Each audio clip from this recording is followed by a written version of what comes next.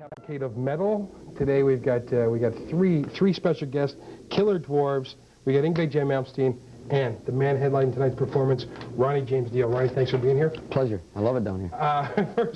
First album in about 3 years. What took so long to do this record? Well, I was kind of on this schedule of the things that most bands do, most people do: record an album, rehearse, tour, get off the tour, write for an album, record an album, rehearse, tour, and if you say it enough times, it becomes pretty mindless, and that's what was happening.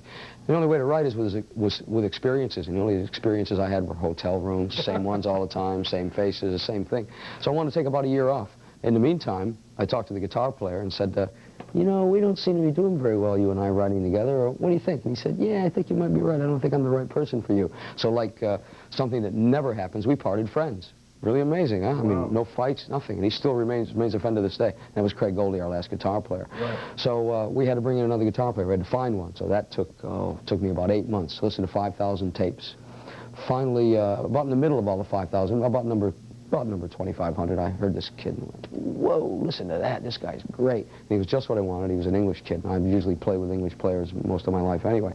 So I played it for everybody and said, this is great. Then I read the letter and saw the picture, and he was only 17 years old, and he looked much younger than that. And so we waited for another 2,500 people, and I mean, there was just nobody even close to him. His name is Rowan Robertson. He's a wonderful player. The thing I was concerned about most was he too young and we too old? Did it mean we were going to have the patience to deal with him or not? So we brought him over. And first thing he did was insult us, of course, and we loved him right away. You know, he said the drummer's feet were too big, and then he tripped over something. So he was perfect for us. He's a great kid, wonderful player, and he was just absolutely perfect. And I knew when I heard the tape that he should have been the one. It was only the personality thing. So I have to tell you the story that I didn't tell you off the air. A friend of mine, David Coverdale, from Whitesnake, obviously, as most people probably know, was recording across the way where we were rehearsing, and everyone had heard the buzz about this. Well, Dio's got this guy, 17 years old, this can't be. So David came over, we said hello, and he said, I've got to see this, got to meet this kid. So he went in, and there was Rowan, and I said, this is Rowan Robertson, David Coverdale. And Coverdale said to him, man, you look like you're 12 years old. Rowan said, no, I look like the age you'd like to be. Yikes! So, I mean, his job was sealed right at that point, you know. It was great. On. And David liked it, too, you know, so it was cool. I guess it's too early to do any writing with him yet, is it? Or we wrote on this last album. In fact, he and I wrote everything on this last album with some help from, you know, different But you use the word people. Experiences. I mean, possibly a 17-year-old kid, what kind of experiences can he really... Well, it's not that difficult when, you know, you don't have to have a lot of experiences to play the instrument. I'm talking about more experiences, about life experiences. True. I mean, I have to write, you know, lyrically everything, and I mean, I just didn't want to write about the same things. I'm always accused of being Mr. Wizard, you know, Mr. Witch and Mr. Sword and Sorcery kind of guy. And I think with the time off we took, I started to write a little bit more like as if this album were kind of my psychiatrist's couch. It was a chance for me to get all these things penned up inside of myself off for 3 years, and none of them were concerned with wizards and witches. It was just like, you know, all the things I'd experienced around me. So I wrote different things, and another story you'll like. One of the tracks on this album was inspired by a restaurant across the street from here.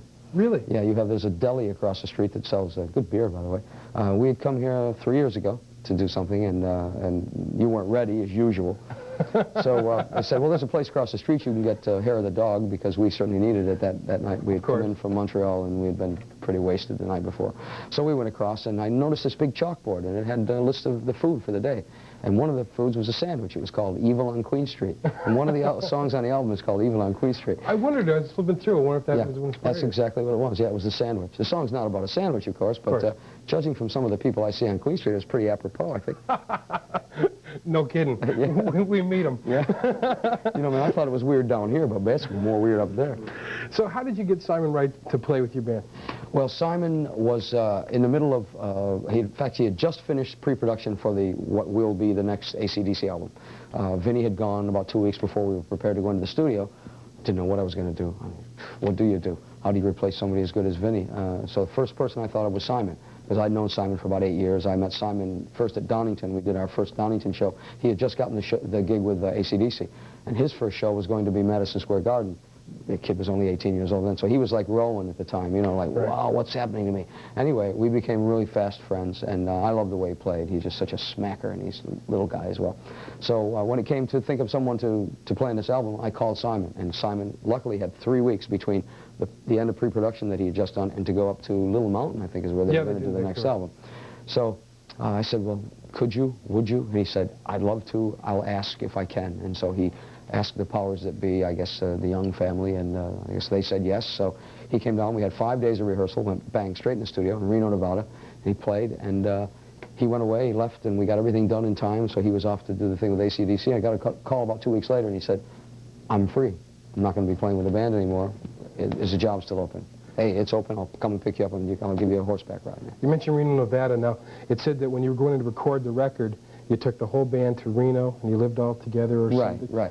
We wanted a studio. We've done this before. In the old days, Rainbow days and Black Sabbath days, we would always, or normally, most of the time, would go to a place where we could all be self-contained. We would all live there because, again, there are experiences that get created that way. You know, you get to know each other real well. After the album's done, you're closer because it's you against the world. That's what happens. Plus the fact that you go to a place like Reno where it was cold as hell. I guess hell's not that cold these days. It was cold. Cold as Toronto in the wintertime, yeah. Sure. And you want to get the hell out of there. I mean, you don't want to be there anymore, you know, so you get your job done. But it was for, you know, for being close together. The studio, we lived where the studio was in the same place, a place called Granny's House. It was an old Victorian home. And Reno's a great rock and roll town. We'd go to a club every night, play most of the time, and so we really got our jobs done in a couple ways. We did the album, and we got to know each other musically and personally. So that's the reason we went to Reno, and that again was suggested by David Coverdale again. So he keeps creeping into this album someplace, and he didn't sing on it, no. So how long is this tour going to be? This tour will probably last well after the first of the year. We began this tour with 5 shows in Europe with Metallica. We did 5 festival shows with Metallica, 2 in Holland, 2 in Germany, 1 we finished in Paris. Then we did 5 shows of our own in Britain. And now we've started, this one started on August the 1st with Yngwie. September the 1st, we go back to Germany again, and we do, here we go again, we do 1 festival show with Whitesnake, Aerosmith, and there's Coverdale creeping back in again. Here we go again. Poison, Here I go again. There you go. There you go. I didn't say that. You said it. It's your fault, not mine.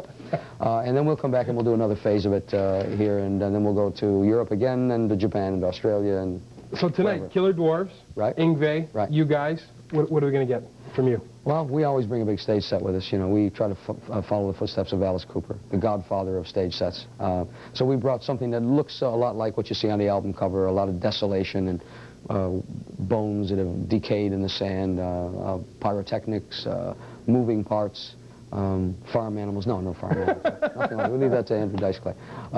Just the things that we're famous for, you know, a lot of good music and a great band. Okay, we're going to see Wild One, and we're going to thank you for being here. Thanks, Dan. Good luck tonight. And if you don't have a ticket, or if you need a ticket, or if you want to see the show, get your butts down to C&E. Check it out because it should be a good show. It'll be good. Wild One. Deal.